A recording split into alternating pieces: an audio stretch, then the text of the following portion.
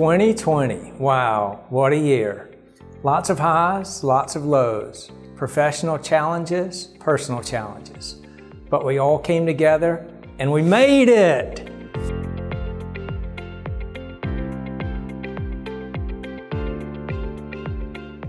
One of the results of the COVID year 2020 is the increase in sublease space. We've seen the number go from 3 million square feet at the end of 2019 to 5.2 million square feet at 2020, which is about a 66% increase. All this space is, some of it's sublease, but there's a portion of it, about 2 million square feet, that we're calling if space. So basically what we mean by the if space is that essentially what we've seen during the pandemic is a lot of these companies that have put their sublease space on the market is that they're trying to be opportunistic and basically saying, if somebody comes along during this period, sure, we'll sublease it to them. But if not, then we'll just reoccupy our space as planned, whenever that might be, when it's safe in 2021. So what will really be interesting to see, which we're watching, is how much of that space comes off the market and is reoccupied by the original tenant. Let me give you a quick 2020 recap of our team. In December alone, we executed 7 deals, which brings the 2020 total to 57 transactions. With the volume of leases, there are a lot of files to update, and all of that has been completed. We have closed the books on 2020, and our team is in a great spot to kick off 2021. The pandemic has created what we call opportunity, unfortunately. With a little more than 2 million square feet of sublease space on the market and approximately 31 million square feet of direct space available, Atlanta's vacancy rate is a little more than 18%. And yeah, while that's certainly a pretty high vacancy number, we've actually seen quoted rental rates hold up their integrity relatively well throughout the course of 2020. Certainly there are nuance within certain submarkets, but overall, we've been relatively pleased with the quoted rental rates. We all know the importance marketing has played through this past year.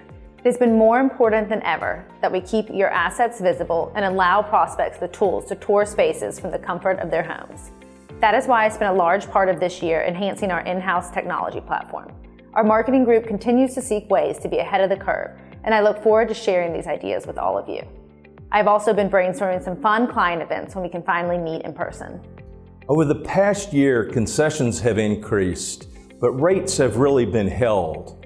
Each submarket is a little different, but the overwhelming sentiment is that if there is a prospect that likes the building, do the deal.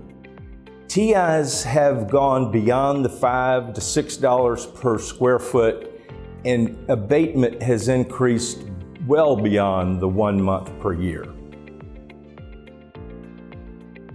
Yes, TIs have really increased.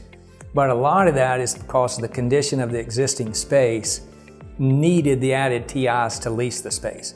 Our occupancies had hit some pretty high levels. And so if you think about it, the remaining space was a little challenging. So all COVID did was escalate the need to spend the money to lease the space. During 2021, I think we will see a slow but steady increase in occupancy throughout the city. We continue to hear more and more people say that they are ready to get back to an office environment. CEOs want to see increased productivity and increased revenue. However, to start the year, the average daily building occupancy is hovering right around 25%.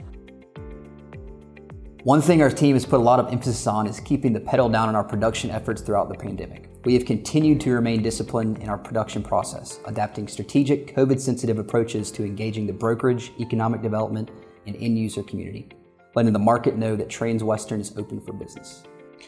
Given all the stagnation that we saw in 2020, we're actually anticipating an accelerated recovery in the second half of 2021. Especially with all of the upcoming lease expirations that have been pushed and the upcoming rollover, teams that are aggressive are going to be successful in this environment. Thank you for joining us in our Monday morning meeting. We're optimistic about 2021. Stay tuned for our next meeting.